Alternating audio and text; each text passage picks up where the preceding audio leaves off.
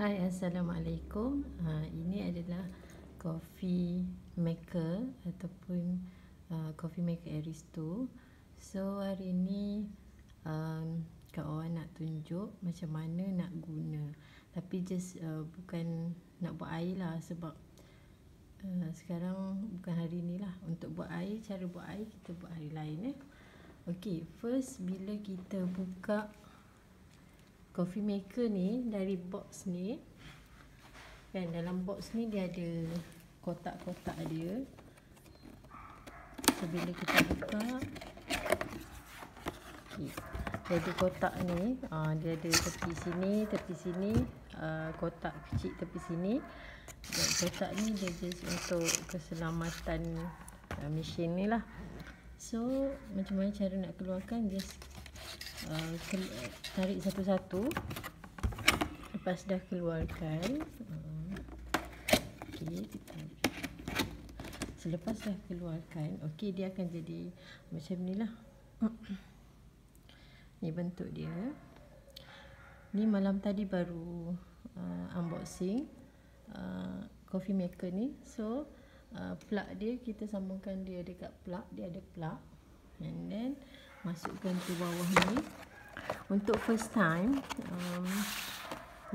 time yang belum guna, dia akan ada pelekat ni lah. So dia ada pelekat ni dekat tepi ni dan tepi sini. So macam mana, you all kena cabut dulu, ataupun tak nak cabut pun tak apa. Kita just alih letak air masak dalam ni, dan kita alihkan nanti. Kita keluarkan lah, buat 2-3 kali untuk bersihkan lah, untuk bersihkan tong ni, sebab first time guna kan. Masukkan air, lepas tu kita on dekat plug tu, and then kita biarkan dia akan ambil masa dalam 30 saat untuk onkan ni, button ni. So dia akan bunyi klik tik, dia bunyi macam tu. And then kita masukkan air. Kita masukkan air dalam tong kecil ni. Yang ni boleh buka ni tau, tarik je kat atas. Lepas tu ni tempat kita tak ada air, letak gelas atau cawan lah. Okey, letak cawan. So bila dia on, dia ada button on dekat ni juga, sebelah sini on. And then dia akan bunyi tik, dan sini akan menyala. So untuk first time, kita akan alihkan dulu air yang kita masukkan dalam ni untuk cuci bekas ni lah. Alihkan dia, tekan 2-3 kali supaya dia air yang pertama yang kita buat letak ni, dia keluar semua, untuk cucikan dalam ni jugalah, untuk first time yang pakai kan.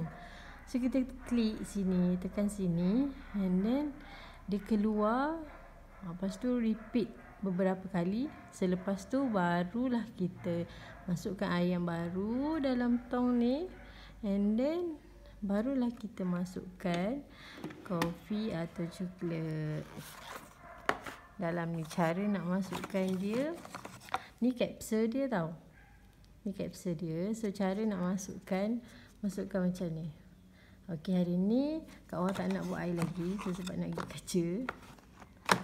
Okey, masukkan dalam ni. Lepas tu kita tutup macam biasa, tutup. And then kalau nak coklat mix yang sedap, Kak Awa suka campur dengan susu. So ambil yang cup kecil. Bila masuk yang coklat tu, kita tekan sekali. Dia akan keluar dekat sini lah. Dia keluar dekat sini sampai dia habis keluar. Lepas tu buka, masukkan pula coffee mix.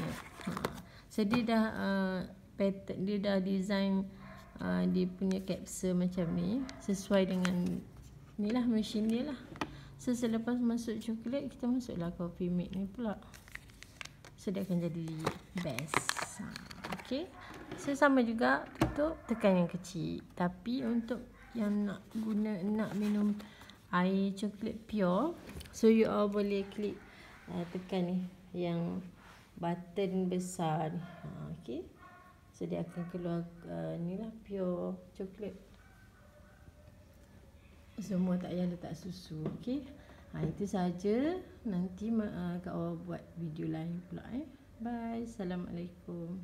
Siapa yang nak sewa, lagi satu, siapa yang nak sewa boleh contact Kak Awa di nombor yang tertera ataupun nombor yang ada dekat description bawah ni. Okay, bye. Assalamualaikum.